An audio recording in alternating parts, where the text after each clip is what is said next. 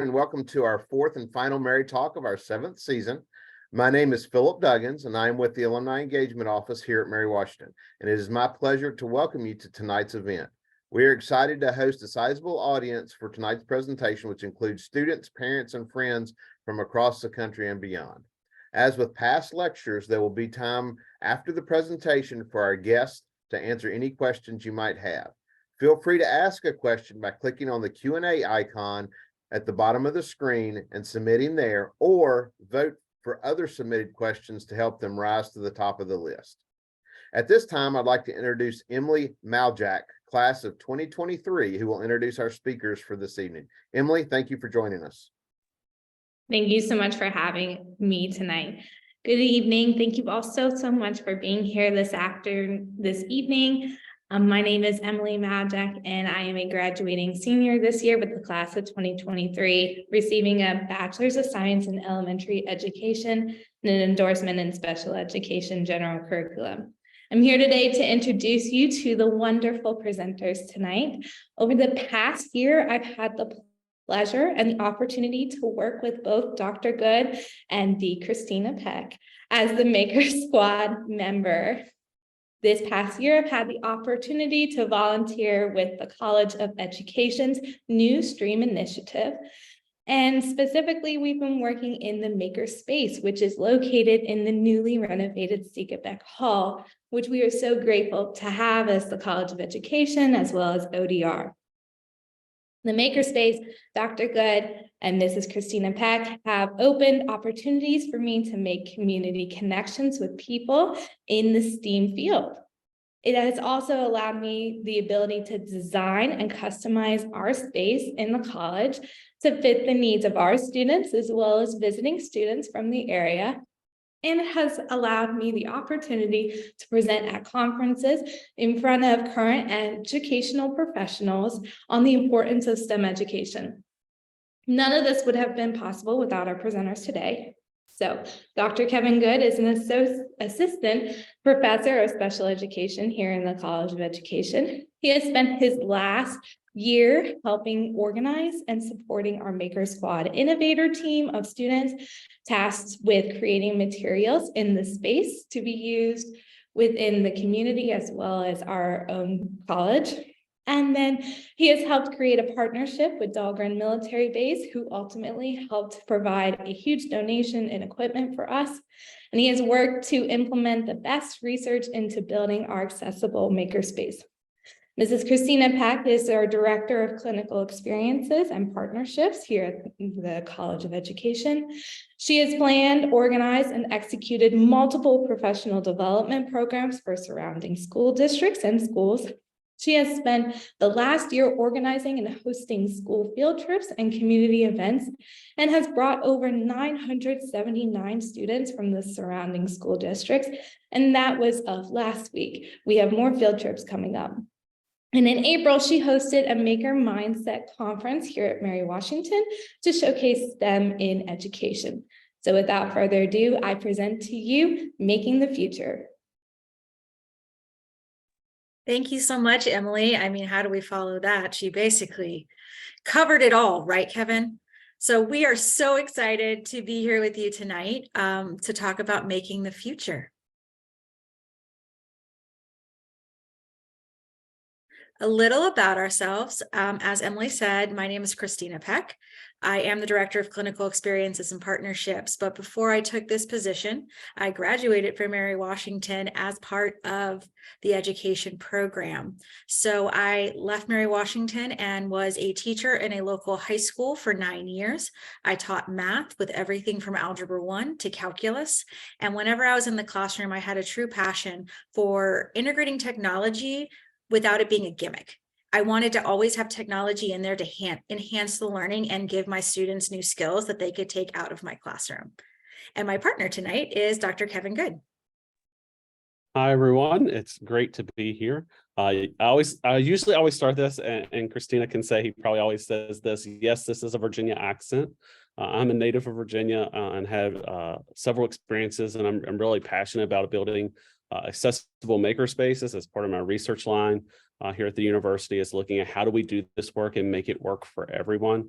And so I presented at conferences and written several articles about how we start to do these things. And I'm watching Emily join me in the space now because I'm joining you from our actual maker space that we are really grateful for. I'm grateful for community partners who are helping us have new technology and implement some of the best practices in inclusive STEM design and STEAM designs. As Emily so gracefully mentioned, over the last 9 months, we, as the College of Education, have really been focused on the idea of students being makers. But the question always comes up, what does that mean?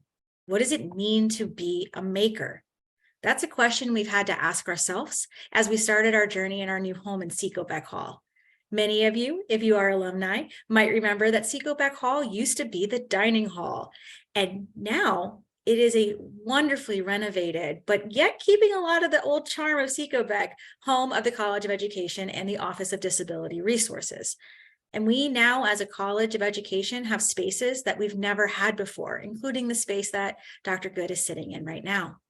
These spaces provide the opportunity for learning, exploration, discovery, and most of all, creation.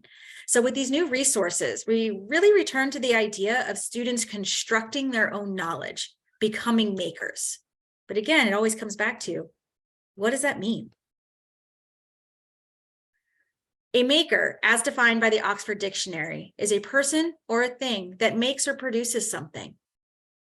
But the word something isn't always the important part. The important part is the journey as you're being a maker. So what are some of the benefits of becoming a maker? The journey provides important learning opportunities for students that traditional methods haven't always done so. Students are given the opportunity to develop problem-solving and critical thinking skills that are so necessary when we enter the job force. The process also allows students to be innovative and creative in their work. As Sir Ken Robinson said in a 2006 TED Talk, creativity is as important as literacy. When creating, students do not typically work alone. So it also encourages collaboration and communication between the students, but also between students and teachers. When you're making, things don't always go as planned. We run into roadblocks, things don't work. But the struggle, that struggling part, we don't always want stuff to come easy because then we never really build that resiliency. So the struggles that can occur on the way actually promote a growth mindset in our students. Carol DeWick's research on the growth mindset talks about the power of the word yet. The idea of not yet instead of you're wrong. The idea of not yet gives a path to the future instead of that's wrong, stops and creates an end. It also helps with the fear of failure. We need our students to understand that failure can be a part of the process, and that's okay. And lastly, it provides a chance to learn new skills. Maybe they're using a sewing machine for the first time, or they're making something on the 3D printer. But they're gaining skills that they can then use in other situations. All of these benefits are directly related to the Virginia Portrait of a Graduate, which includes the 5 C's, which are in the image that just appeared. Critical thinking skills, collaboration skills, communication skills, creative thinking skills. These are all things that we expect Virginia graduates to have when they leave us. And helping students become makers is just another way to help promote these necessary skills. But unfortunately, what do most people think of when they hear the word maker? They think of a makerspace. Ooh, I lost my own spot. So how can we really change that thought? How can we take this from being more than a space into a mindset?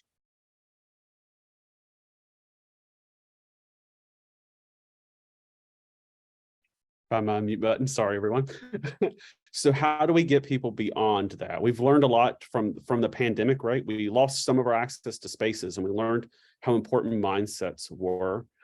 And so it's this idea of how do we really get beyond just seeing as the things, but really how do we get students to that creativity point? How do we get them to the 5 C's as Kristina was talking about?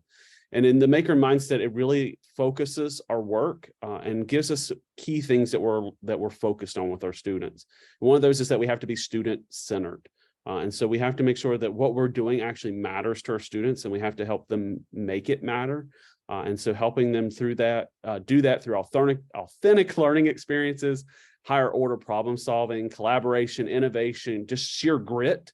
That idea of I can do this, and creativity and playfulness is really key in helping individuals, helping students get beyond just I can only do that in that room to I can do that anywhere I go. And I can really rethink and reimagine what the future looks like for me.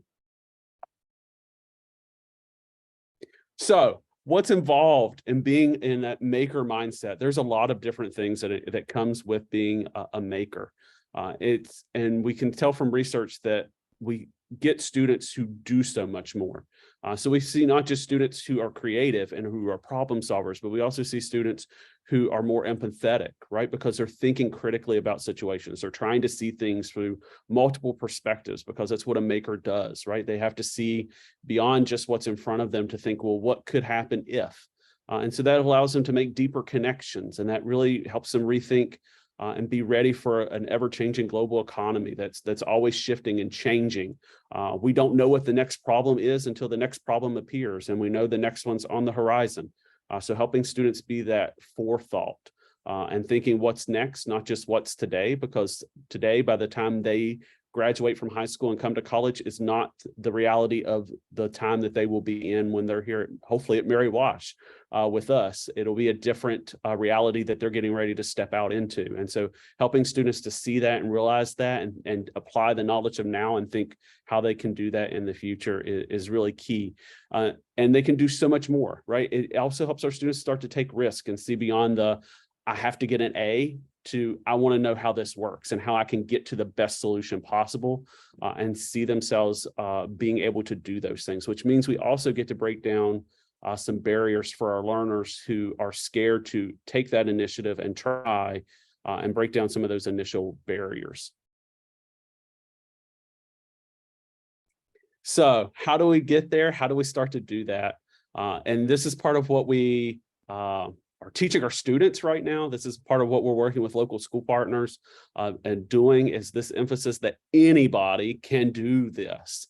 And that's the fun part about makerspaces is anybody can do this. It's not just your best and your brightest. As a matter of fact, when Kristina and I pitched this to school districts, we tell them, don't just send us your gifted students, send us all your students, because that's who we are here for. That's what makerspaces are for. That's what the maker mindset is for. It's really for anyone and everyone because it gives us a chance to bring learning alive. So it's not just students saying, well, here's this problem. It's actually letting them see how that problem plays out in the real world.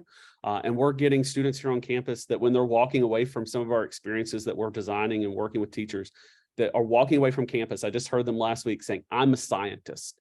And hearing a 5th grader call themselves a scientist is an impactful moment because we are actually building those scientists. They are our scientists who are going to face the next solution and solve the next problem.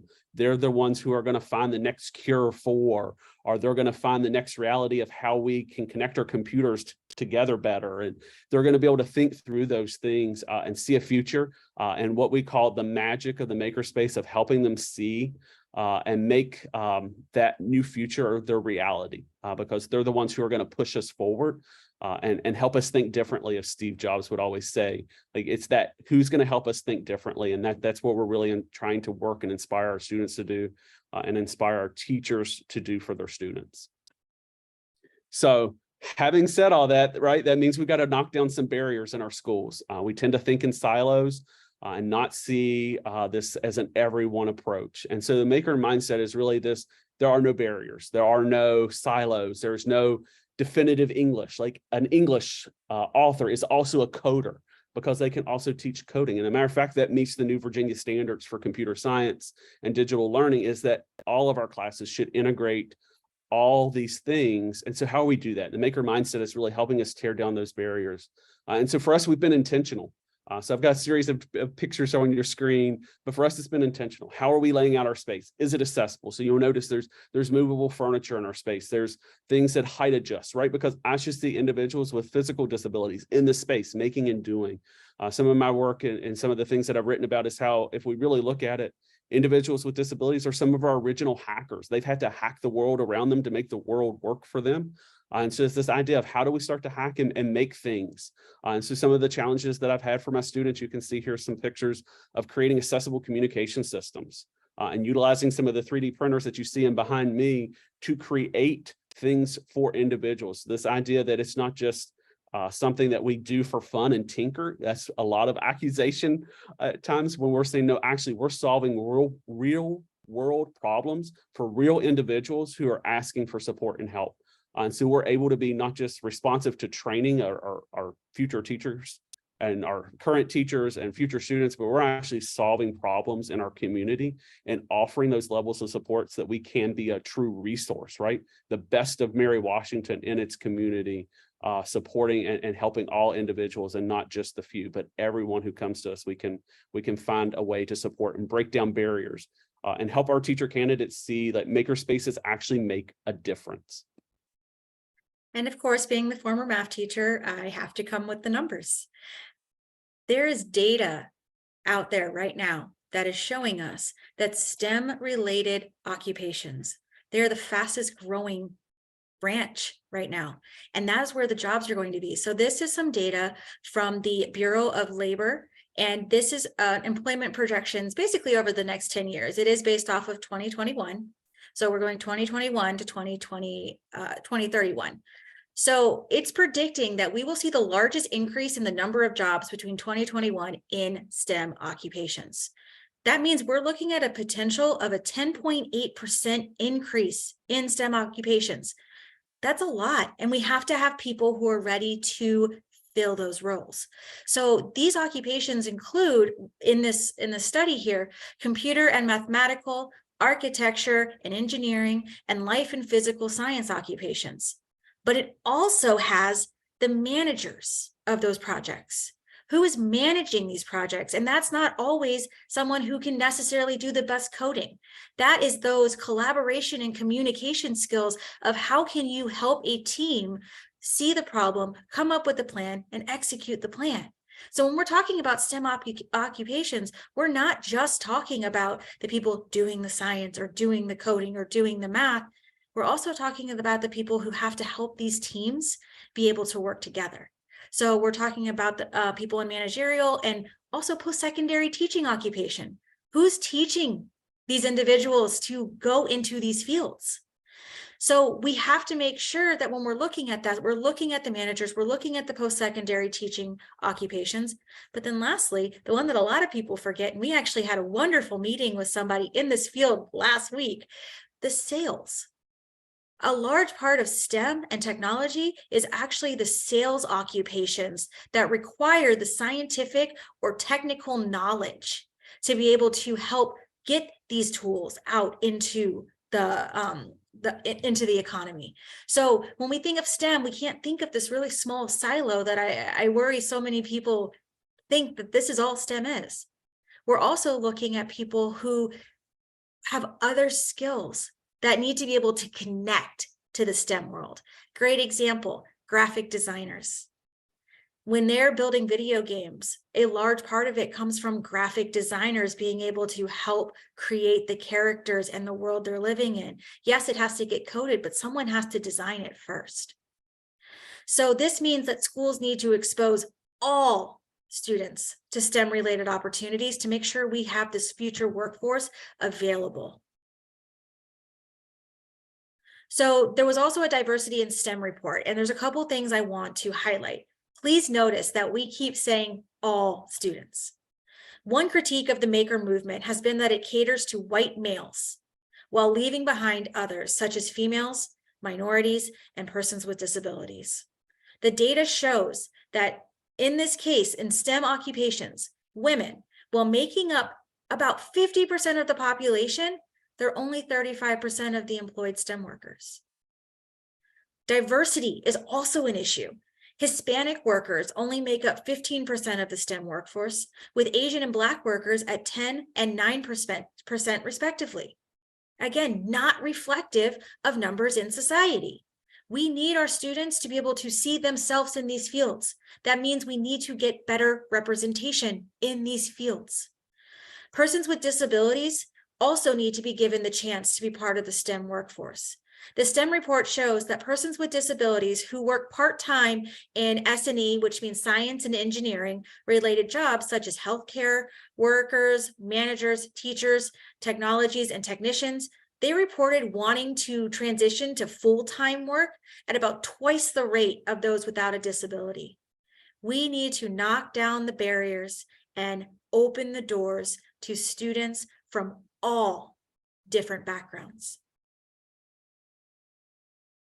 So how are we doing that, right? That's probably one of your questions that you're sitting there thinking, well, how's UMW College of Education responding to this idea of breaking down the barriers? How are we addressing some of these gaps that we can see from the data? And so that's where our STREAM initiative comes into fruition. The STREAM initiative was really birthed the moment that we got into Seek a Beck Hall, of thinking, how can we leverage our new space? How can we leverage this investment from alumni and family and friends of the university and from the state? How can we leverage our space to really meet these needs and do the work that needs to get done? And so we've been involved in several steps of that, of regional partnerships with ACES grants, which is rolling out computer science standards to our region. And so we sat down as a series of faculty, Kristina, myself, and a few other faculty members, and we started saying, what can we do? And that's where the STREAM initiative was born. It was born in one of our brand new team conference rooms here in Seek a Beck Hall, of us saying, how can we change the future? How can we make an impact? And so the STREAM initiative was born. So what does STREAM mean? It's a lot of letters. STREAM stands for science, technology, reading, writing, engineering, arts, and mathematics. So it's a lot of things included. And we're being strategic and intentional about that. We like to say it's the best of the liberal arts. And that's what Mary Wash is great at, is liberal arts, of how do we actually show how STEM careers are connected beyond just the typical science and engineering, but it actually involves writing. Someone has to write the technical manuals for the programs that have been developed. Someone needs to be able to understand that, have a background, and actually be able to produce a meaningful document. Or someone has to be able to artistically draw the graphics and the information we need. We've all encountered that product that we've tried to build at home, and we've sat and stared at a graph going, this makes 0 sense. And so we're really thinking, how do we help individuals and create a world in which individuals can cross these barriers and make a difference? So how are we doing that? We're doing that through kind of 4 key areas where we're trying to inspire, develop, and engage our learners, and we're being responsive to needs. So we're looking at, how do we inspire students and teachers in our region through STEM, and how do we engage with that? And so we're offering a series of field trips and other opportunities. How are we actually developing our pre-service teachers so that they're prepared for what today's world looks like and what tomorrow's world will be? So we're trying to make sure our teacher candidates are coming out as the best equipped in the state to address these needs and to make change.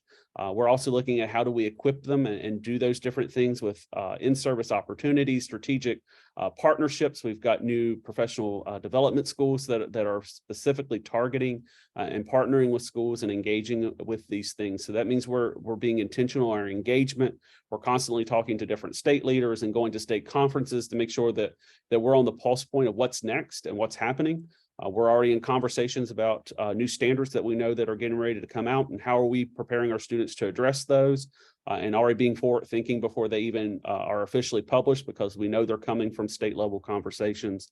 And that means that we're being responsive to our region, and we're trying to make sure that we are developing citizens that have the critical skills, that teachers that have the critical skills, that can teach students to have those same critical skills, to be our problem solvers, to be those who think differently, and be those innovative educators, and work to help their students be innovative. So how is this ultimately happening? There's a lot of different components. We're going to highlight 3 big key things that we're doing. So some of it is hands-on learning for our K-12 students. So we're providing opportunities to put STEM learning in our local schools' hands and making that a reality for our teachers. So we're offering a series of field trips. So K-12 students have been on campus. We've worked with everything from 3rd through post high school students. And working with students to help them see how they too can fit on a college campus. We've had a number of students who said for the first time, low socioeconomic status students who didn't necessarily see college as an option have walked off of our campus saying, I see myself as a future college student now. And so that's been impactful for us that we're making those kind of basic reality differences in our students, but also helping them think differently. And we're also working on developing our future innovative teachers. That's who we are, right? We're the College of Education. And so we're really trying to be intentional in providing opportunities for our College of Education students. Matter of fact, Emily earlier spoke about how she's part of our Maker Squad. They help us staff our makerspace and keep it open for many hours of the day that we as faculty and staff just could not physically do because we're teaching a class. And so I can't be a support person in the makerspace and teach a class at the same time. So we have students who are training and they're helping us think differently and pushing us to be more creative as faculty and how we leverage and do things. We actually recently had a student do a tessellations project using some equipment in the makerspace that hadn't been thought of before. And they've pushed us to think differently and offer those opportunities for project supports and classes. And it also means that we're being responsive with professional development for our local teachers and making sure that we're reaching out and we're understanding what's happening in our schools. We've delivered several presentations, and Kristina's going to get more into the details. I don't want to steal her thunder of all that's actually happened with our data, which we find extremely impressive considering we've been at this essentially for a year since the building officially opened and we got the room set up that we could actually do the work. So we began to open our doors to field trips during the fall semester of 2022. Again, hasn't even been a year. It's mind-blowing to us. But we opened the doors in fall 2022, and we never, ever imagined that we would be where we are. We honestly were like, I hope someone shows up. That'd be great. But we were so wrong, so wrong. We have one more small group of students coming this Friday. But after that field trip, we will have had over 1,000 K-12 students on this campus coming through our STREAM initiative. And we are extremely proud of that. You're going to see the details here. We had 19 field trips this year between the 2 semesters. That's not counting Fridays. So we're going to end with 20. From 4 different districts, we have been able to bring students on from Fredericksburg City, Northumberland, Spotsylvania, and Stafford County. That means we are having a very far reach, which is just amazing to us. And here's the breakdown. We've really discovered that 5th grade is apparently our sweet spot. It's a great group to bring in. They're getting ready to enter middle school. And the research shows that most students develop their STEM identity between 3rd and 5th grade. That is when they either see themselves or don't see themselves in STEM related fields. And if we can play any part in opening the doors and opening students' minds to the possibilities, we 100% want to take it. So we're going to have some 3rd, 4th, and 5th graders actually join us this Friday. So we're really excited about that. But we wanted you to see, we've had 862 5th graders so far, 84 middle schoolers from 6th to 8th grade, 8 from high school from a Teachers for Tomorrow program, where they were actually designing their own makerspace for their school, which is so, I was so excited that they even wanted to come talk to us about ideas. But that's such a great project for pre-service teachers. And then we had 25 post-secondary transition students. These are students who have aged out of the traditional public school system, and they are still needing to transition and gain some more life skills. So they actually came in and worked directly with Dr. Good's class, and they designed, well, first they talked to us. They talked to our students and said, these are our experiences. So our students were able to make those connections, but then they worked together to make a project. The students did some building back on their campus and then brought it to our makerspace to design, print, and cut out stuff using the Cricut machines that we have. So it was a great collaboration. And we've included a number of pictures because they make me smile every time I see them. It's so great seeing all the different activities and things that we've been able to do, but we have done a range of different things. They've been small, they've been big, they've gone all across campus. It's been really, really exciting having these students on campus, and we're planning to do this again next year. One of the biggest parts of this is keeping it low to no cost to the school districts. As of right now, we are doing this at no cost for us or for them to come to us, except for them to have a bus. If the school can get a bus to come out here, we say, come on over, we'd love to have you. So we are hoping to plan to do this again next year. That is still in the works. So we're making no promises yet on dates to anybody, just throwing that out there while I can.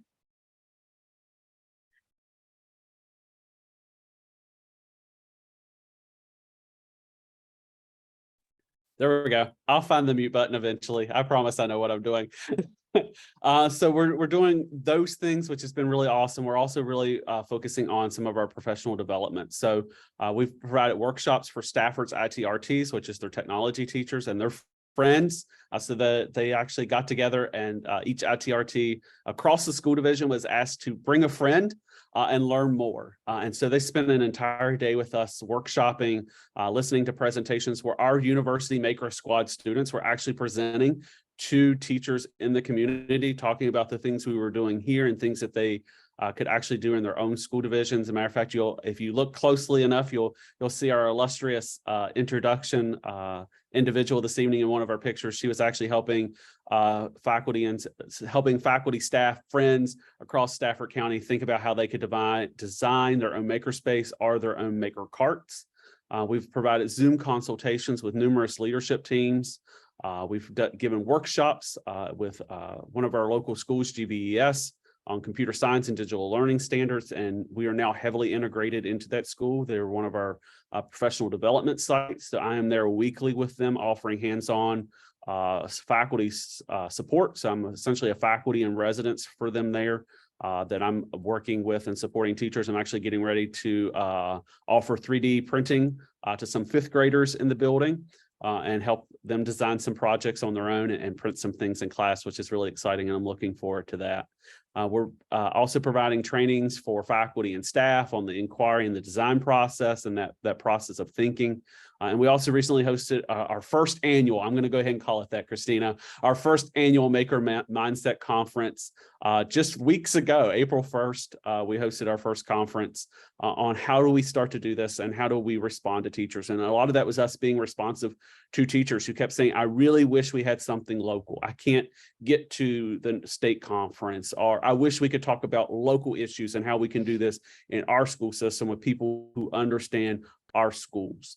And so we were able to be responsive to that and provide a whole day-long conference with presentations from our own university students. So you ask, how are we actually training our pre-service? They're getting up and offering professional development. And then we also partner with other individuals who want to get up and present. And so it was a number of local teachers and our students who are all presenting, interacting with each other and thinking about how they could develop a maker mindset in their own spaces, which was a really impactful and powerful moment for us in all this work that we've been had the opportunity to do.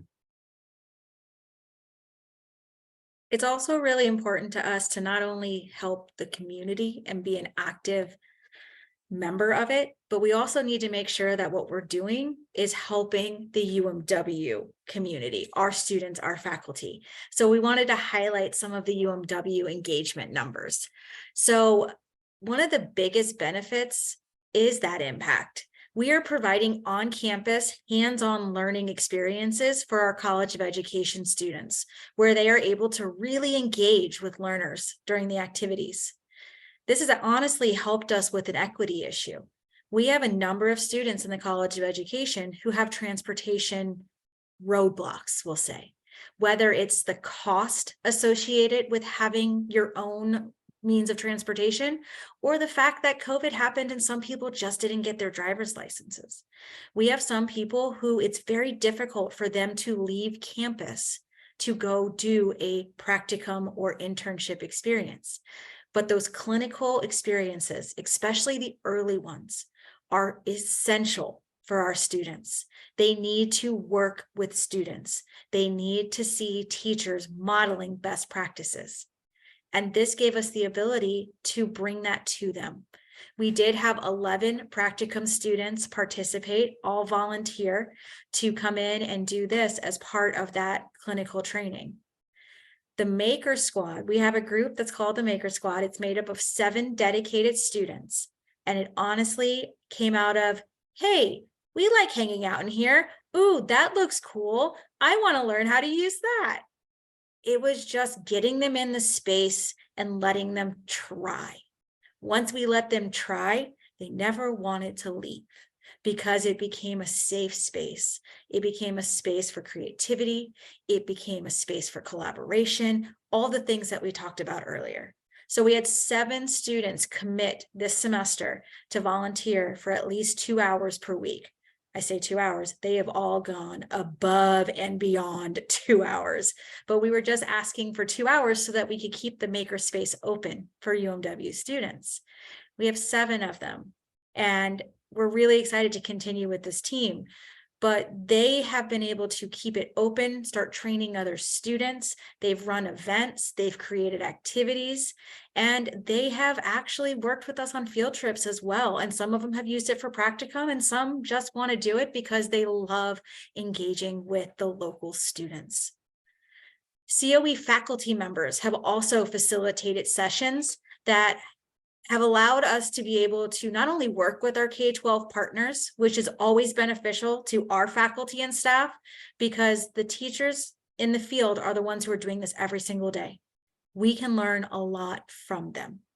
So we're able to, the faculty are able to engage with the teachers and the students, but they also can model best practices for our students who are helping. So if we're talking about something, an example, Dr. Alexis Rutt teaches our Education 303 class, which is scientific inquiry. She was able to model a lesson on erosion for our students and get them involved. But it was something that they were talking about in class, and then she got to model how to do it. So for those students, that was a really impactful connection back to what was happening in the classroom. We've also been so lucky to have other amazing faculty across campus see the importance of this initiative. The College of Arts and Sciences, especially the various science departments, and I have to make sure I give credit to all of them: chemistry, physics, biology, earth and environmental science. The faculty have opened their doors. They have been so excited about getting future scientists in their building. So they have actually done activities for us where they have let the students come into their labs. That with the 5th graders is just rather amusing because they're like, they're going to let us in there. They're not afraid we're going to break something. Because if you think about it, in elementary school, you don't really ever get to go in a lab. You do your science in your classroom. So this is like a big new experience for them. And we're so fortunate that we have faculty outside the College of Education who see the importance in what we're doing. And I briefly talked about this already. We have classes who are now connecting what they're doing in class to what we're doing in the STREAM initiative. And we just skimmed the surface of the possibilities. We had 2 classes, Dr. Rutt's 303 class, and then Education 324. I think I have the prefix wrong. Is that EDSI 324? Yes, I apologize about that. That's EDSI. It's one of our special education classes. Those classes actually planned in class and then facilitated lessons. So our faculty went with it and used class time to dedicate building these materials. So we have some pictures, some of our maker squad, some of the wonderful faculty who all volunteered. So we wanted to highlight them as well. But we know we've done a lot of talking about where we've been and what we're trying to do. We are hoping to continue this journey. We hope you have enjoyed listening to our journey and why we find this important, but we also find it important to be able to give you time to ask us questions. So we're going to go ahead and open the floor to that. Thank you. So we do have a question that has come in. And just as a reminder, if you do have questions, please use the Q&A tab at the bottom to enter your question there. And then if you see a question that that's listed there that you want to make sure gets to the top of the list, just upvote that and it will rise to the top so that we can get to it. But the first question, do you foresee maker spaces being incorporated in K-12 schools in the future? Is there a way to integrate it into the SOL preparation and testing? So I'll hit the first question, and Kevin, I'll leave the second part of the question to you. From what we're hearing with our stakeholders, yes, there are pushes for maker spaces, but they don't always have the space. We are seeing a number of schools being overcrowded and spaces that may have been the maker space at one point in time are being converted into classrooms. So we have a number of partners who are dealing with space issues. Then we also have a number of partners who are dealing with budget issues as well. So that's a large reason why we've actually tried to get away from saying it has to be a maker space. Maker spaces can be anywhere. They can be your classroom.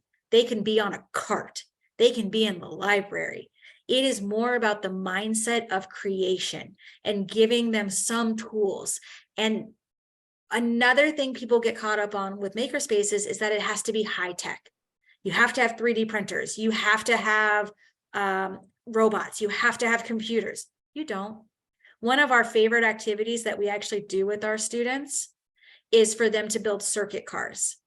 And this is a small, one of our, my associate director, Danielle Springston, put this together where she built little kits and they're kept in Ziploc bags.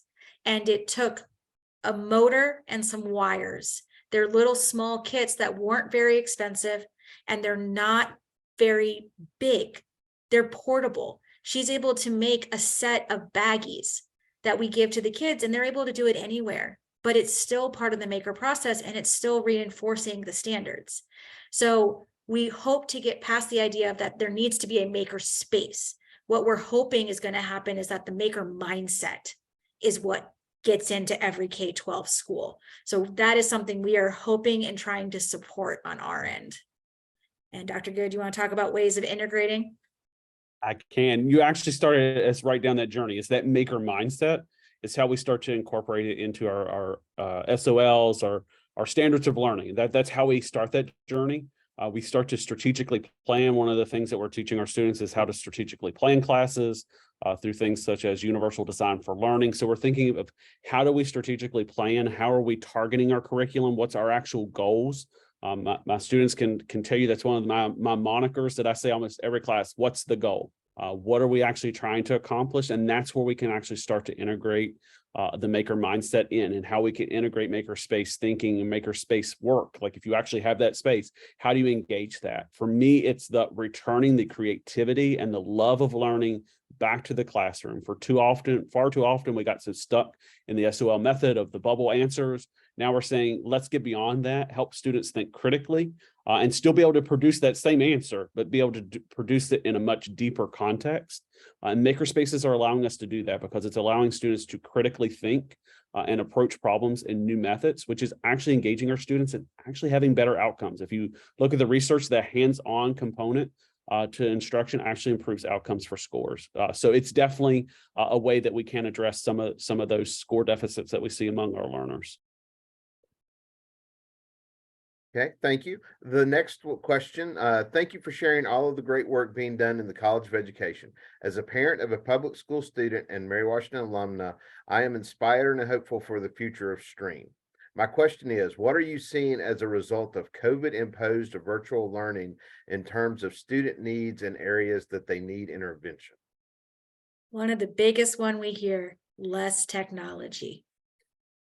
We are hearing so many students are burnt out actually on the technology, being in front of a computer. So these hands-on opportunities are what's engaging students and getting them really having to think, whether it's a creative thought or it's a critical thinking skill. But when we have students building circuit cars, or we did a lab that was a friction lab, where we took a board and put 4 different surfaces on it, and they had to take Matchbox cars and send it down and look at the different speeds and times it took for those cars to get down there. It was something that they still had to be engaged in, but they weren't in front of a screen. It was something where they worked in teams, they were collaborating. So we're seeing a real need for these hands-on opportunities. And I think that's a large part of why a lot of the schools have been wanting to come to see us, is I don't think we've pulled out a computer outside of presenting a couple of slides the whole time we've had these. It's all been hands-on. There might be some technology, but it's being used to make something happen. Instead of being a consumer, they are now becoming a maker. They are producing items. And that, I think, is a real need that has come out of COVID. Kevin, what do you see? I would highly agree with that. That idea of getting kids back engaged is huge.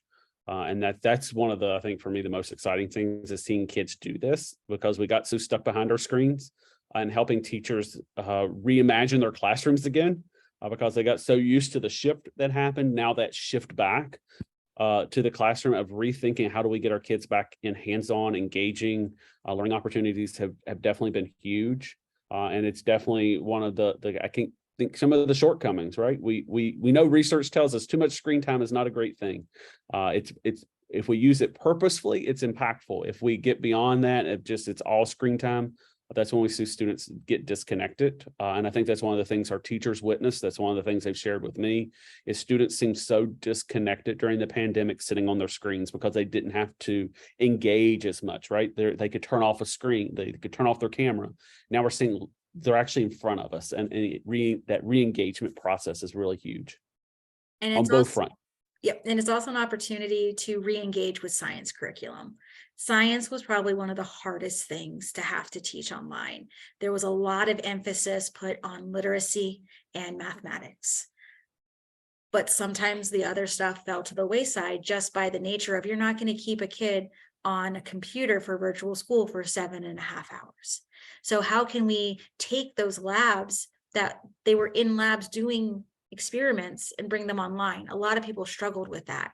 So now we're able to re-engage students with science, which is, I think, a large reason why our biology, chemistry, physics, and earth and environmental science folks are excited, because they want to spark that love for the subjects and open the doors for students that may have not been as exposed to them over the last 2 years as well. But great question, and thank you for your kudos at the beginning. I meant to mention that, so thank you very much. Agreed. Thank you. I did have a question that was sent in via email earlier today for someone who actually was not able to join us tonight, but wanted to make sure the question was asked.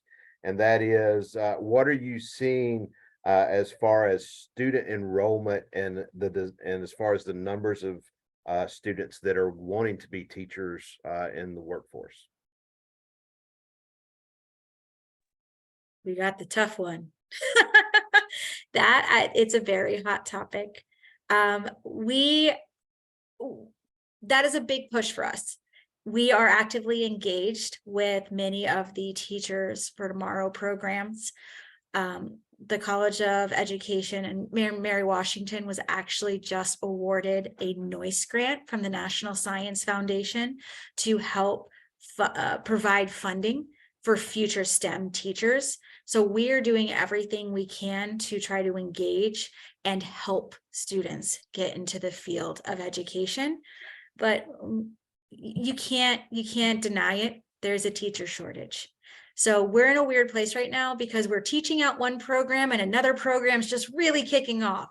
But we are seeing solid numbers, but we're also working really hard to make sure that we are trying to reach as many students as possible, even if they think maybe, hey, maybe this is a good idea.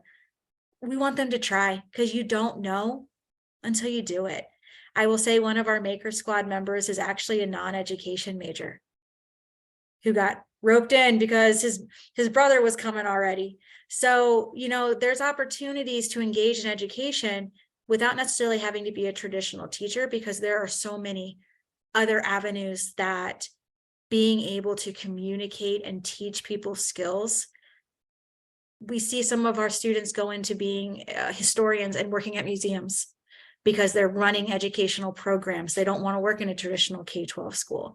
So we're just trying to get that spark as out there as much as we can. Kevin, what do you want to add? I was actually going to share the exact same thing, that it's not just education majors here. And a matter of fact, we have so many diverse students who show up to Maker Nights that we host. Every Tuesday is a Maker Night with strategic kind of program planning that our students are actually hosting. So we've got psychology majors who are coming. I'm trying to think who else has all been here. Other business people. I've had computer science show up. So it's definitely something that we're trying to spark. And it's been interesting, especially watching our business major teach some of our field trips. And see him start to think differently and kind of get excited about how he's sharing his knowledge. So even if we don't have a direct impact on him right now, it's someone that we've planted a seed of he's thinking different about education that'll help spark that next change in education, because we need everyone to start thinking those thoughts of how do we reimagine education? Great. Next question that's come in is, will there be any opportunities for alumni to see the makerspace and other renovations in Seekebeck?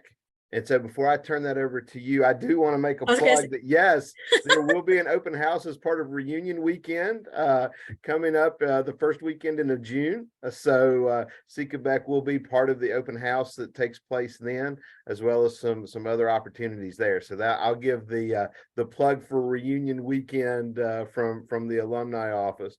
But Kristina or Kevin, if you'd like to answer that.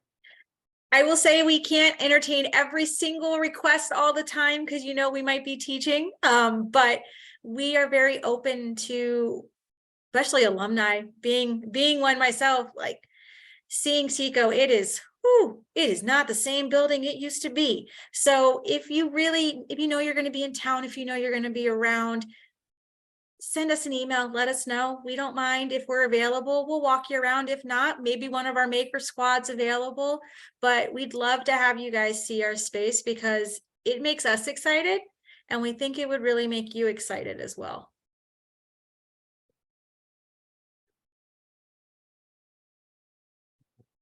We'll give it just one more second here. If you have any other questions, please go ahead and submit those now. If not, we will start to close out, but we'll give it 1 second to see if anybody's typing that last question in.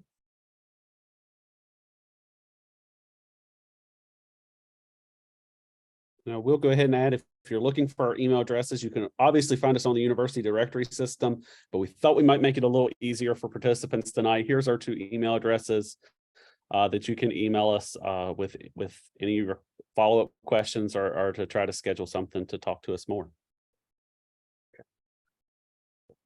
Awesome. Thank you. So there have been no more questions that have been submitted at this point. So it looks like we're almost at the end of our time. So I think now is probably a good chance to kind of wrap up. So thanks to both of you for joining us this evening. I'd also like to thank Mark Simpkins from Events AV, who helped facilitate the virtual logistics of tonight's program. And thanks again to our viewers at home for joining us and being a part of the conversation. Remember that this presentation will be available for viewing on the UMW YouTube channel by this time next week. There you can watch this program and browse the full catalog of Mary Talks. Our 8th season of Mary Talks will begin in September with another great lineup of some of Mary Washington's awesome faculty and staff. Keep an eye out for more information on our next season in August. We look forward to seeing you then, if not earlier. Thank you and have a good night.